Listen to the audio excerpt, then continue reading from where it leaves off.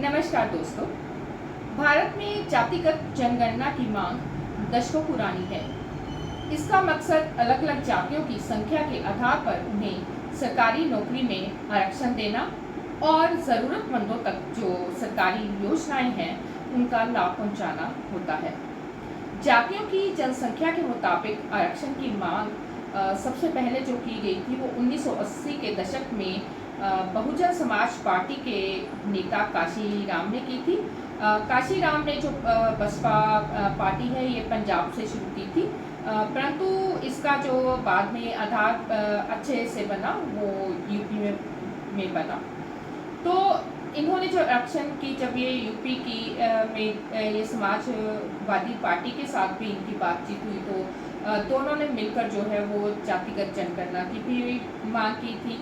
और तब से अब जब है कि समाज पार्टी है वो कांग्रेस के साथ मिलकर जातिगत जो जनगणना की मांग कर रही है।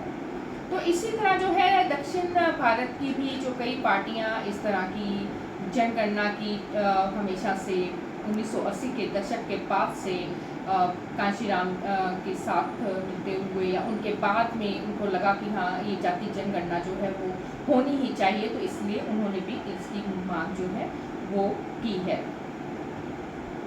तो यहाँ जबकि अगर हम पिछले देखें कि बिहार सरकार को, तो उन्होंने तो बल्कि जातिगत सर्वेक्षण की शुरुआत भी की थी 2023 में। जनवरी को ही जो है वो बिहार सरकार ने राज्य की जाति सर्वे की जो है वो प्रक्रिया जो है वो शुरुआत करवा दी थी। तो हम यहाँ बात करें कि अगर कांग्रेस पार्टी के जो हैं कई बड़े नेताओं ने भी जातिगत जनगणना जो वो जब ये इलेक्शंस चुनाव थे तब भी इस मुद्दे को बहुत ज़्यादा जोर शोर से उठाया था और अभी तक जो है वो उठा रहे हैं, संसद में इसी में जो है वो बात हो रही है। तो यहाँ अगर मैं बात करूँ 1979 की 1979 में, तो भारत सरकार ने जो है वो सामाजिक और शैक्षणिक रूप से जो पिछड़ी जातियों को आरक्षण देने के मसले पर एक मंडल कमीशन का जो है वो गठन किया था। मंडल कमीशन ने ओबीसी श्रेणी के लोगों को आरक्षण देने की सिफारिश की थी, लेकिन इस सिफारिश को जो है वो 1990 में वैसे जो है वो लागू कर दिया था। 1999 में जब अटल बिहारी वाजपेयी सरकार के बनने से पहले एचडी देवगौड़ा सरकार ने जातिवार जनगणना कराने की जब मंजूरी दे दी थी और इसके चलते जो है 2001 में जातिगत जनगणना होनी थी। मंडल कमीशन के जो ये लागू जो था वो अच्छे से तभी हो सकता था कि 2001 में अगर जनगणना हो जाती तो मंडल कमीशन के प्रावधानों को ठीक ढंग से लागू किया जाए या नहीं किया जाए, कैसे किया जाएगा, इसके देखने के लिए जो है वो जातिगत जनगणना कराए जाने की मांग इसीलिए जो है वो अभी भी जोर पकड़ रही है। और तब भी जो है ये बस मंडल कमीशन को ही लागू अच्छे से लागू किया जाए, इसके लिए जाति जनगणना की तब भी जो है वो मांग जोर पकड़ रही थी। तो न्यायिक प्रणाली की ओर से भी तब जो है वो बार बार इनके जो सही आंकड़े हैं उनको जुटाने की बात कही जा रही थी, जिससे कि कोई ठोस जो है वो प्रणाली बनाई जा सके। और तब के जो रजिस्ट्रार जनरल थे उन्होंने भी जाति जनगणना को वो मंजूरी दे दी थी। लेकिन जब वाजपेयी सरकार आई, अब की सरकार को हम मोदी सरकार कह देते हैं, तब हम जो है वो वाजपेयी सरकार कह देते थे। तो यहाँ पर अगर हम बात करें तो ये देखा जाए तो ये भाजपा की सरकार की ही सोच है कि ये जो है वो मंडल कमीशन को या जाति जनगणना इसीलिए नहीं करवाना चाहती कि कहीं ये पिछड़े लोगों को, दलितों को, आदिवासियों को जो है वो नौकरियों में अच्छे से ढंग से जो है वो शायद जॉब्स ना मिल पाए। तो यहाँ मतलब है कि तब उन्होंने एक जो है वरिष्ठ पत्रकार विनोद शर्मा के मुताबिक वो भी यही कहते हैं कि बीजेपी नहीं चाहती कि जातिगत जनगणना हो, क्योंकि भाजपा को पता है कि जो पिछड़े हैं उनकी जनसंख्या भारत में ज़्यादा ही होगी और बीजेपी को इससे लगता है कि जो स्वर्ण जाति है, अग्नि जाति है, तो उसका जो वोट बैंक है वो नाराज़ हो जाएगा।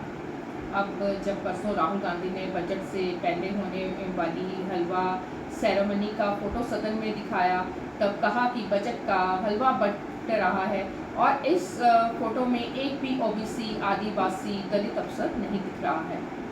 तो देश का हलवा बट रहा है और इसमें 73% आबादी ही है ही नहीं। उन्होंने 73% आबादी जो है वो मानते हैं कि वो दलितों की है, आदिवासियों की है, पिछड़ों की है।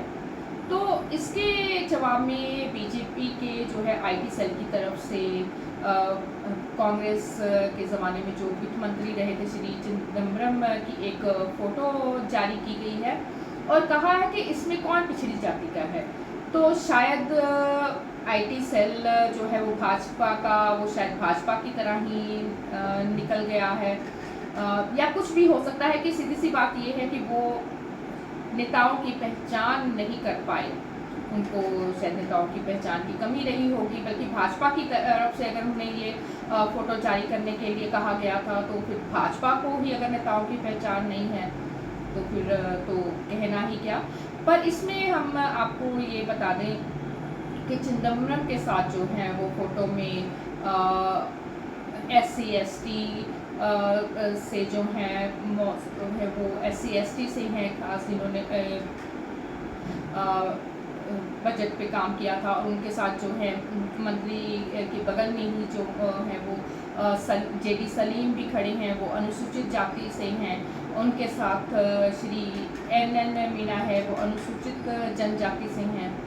तो उन्होंने जो है मुझे लगता है कि ठीक ढंग से ये निकाल नहीं पाए, उनको बता नहीं पाए, तो उनको ये सभी जो हैं वो स्वर्ण जाति से लगे होंगे या कुछ भी। चलो, पर अगर देखा जाए तो भाजपा की सरकार और कांग्रेस की सरकारों में अब देखने से मुझे लगता है कि ये काफ़ी फ़र्क था, जो हमें भी समझने में कई बार समय लग जाता है, पर ये समझना चाहिए। तो वो राहुल गांधी ने, जैसा कि मैंने बोला है कि उन्होंने कहा है कि 73% दलित, आदिवासी और पिछड़े वर्ग के लोग जो हैं वो भारत में हैं और ये देश का जो है वो देश की असली ताकत ही ये है। लेकिन सच्चाई ही है कि देश में इनको कहीं भी जगह नहीं मिलती, इनको बिजनेस में जगह नहीं मिलती है। और राहुल ने जो है वो संसद में कहा है कि जातिगत जनगणना की बात उठाई तो वित्त मंत्री ने हंसकर इस गंभीर विषय का उपहास किया है। देश की 90% जो आबादी के जीवन से जुड़े सबसे महत्वपूर्ण मुद्दे पर ऐसी उपेक्षापूर्ण प्रतिक्रिया पर भाजपा की मंशा, मानसिकता और नीयत से पर्दा जो है उनकी हंसी ने हटा दिया है। राहुल गांधी ने ये भी कहा है कि मैं भाजपा को बता देना चाहता हूं कि हम हर कीमत पर जातिगत जनगणना को हकीकत बनाकर वंचितों को न्याय दिलाएंगे। इंडिया जो है वो इंडिया गठबंधन की वो यहाँ बात कर रहे हैं और साथ में इंडिया की देश का जो है वो एक्सरे सामने लाकर रहेगा। कल भी संसद में जब अनुराग ठाकुर ने राहुल गांधी से इनडायरेक्ट वे से जो है वो राहुल गांधी पर भी प्रहार किया था, राहुल गांधी से भी उन्होंने जाति पूछी थी, तो इस पर राहुल गांधी ने कहा था कि जो भी दलितों, पिछड़ों, आदिवासियों की बात करेगा वह गालियाँ ही खाएगा और चाहे आप मेरी जितनी मर्जी इंसल्ट कर लीजिए, पर मैं हर हालत में ये जो जाति जनगणना करवा के ही रहूँगा। जब हमारी कांग्रेस की सरकार, इंडिया गठबंधन की जब सरकार आएगी, वो हर हालत में जाति जनगणना करवा के ही रहेगी। तो अगर यहाँ पर हम बुद्धिजीवी वर्ग की भी बात करें तो सभी जो हैं इस पर अपना अपना जो है वो टिप्पणी दे रहे हैं और वो कई बुद्धिजीवी वर्ग के लोग हैं वो बोल रहे हैं कि जाति जो जनगणना है ये ज़रूरी ही है। तो इसी में एक आते हैं प्रोफेसर जगदीश्वर चतुर्वेदी, तो उन्होंने भी जो है अपने सोशल मीडिया अकाउंट पर उन्होंने लिखा है कि संसद में जो इस वक्त कार्रवाई पर हो रही है उस पर उन्होंने कहा है कि संसद में गाली और जाति नफरत को प्रतिष्ठित करके जो नए कीर्तिमान बना रहा है विकसित भारत गैंग, इनको संसदीय भाषा में हेट के रूप में विश्व जनमत और हिंदू जनमत जो है वो याद रखेगा। यह मनुवादी परंपरा का नया पैराडाइम है। हम तो चाहते हैं कि विकसित भारत गैंग वैसे ही संसद में गालियां दे, हेट कहे, जिस तरह वे सोशल मीडिया में करते हैं। अब मोदी भक्त संसद वही माना जाएगा जो हेट, भेंट और करप्शन के रेट वाले आधार को पूरा करे। जाति का खेल भाजपा विध्वंसक है, आत्म विनाश का सही मार्ग चुना है मोदी गैंग ने। गाली और जातिगत नफरत ये दो जो हैं आत्म विध्वंस के मार्ग है। नव्य ब्राह्मणवादी महाविख्यान के ये पैकेज में है। तो हम चाहते हैं कि मोदी गैंग इन दोनों मार्ग पर खूब चले, वे जल्दी राम राज्य में विलीन हो जाए। तो ऐसा कहना है जगदीश्वर चतुर्वेदी का।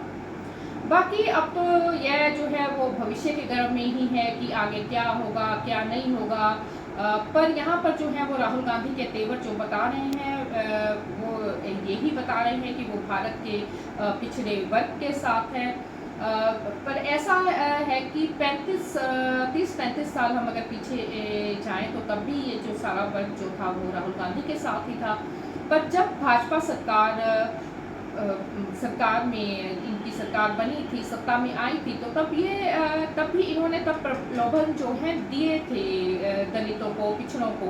पर आते ही इन्होंने दलितों के लिए कोई काम नहीं किया, आदिवासियों के लिए कोई काम नहीं किया।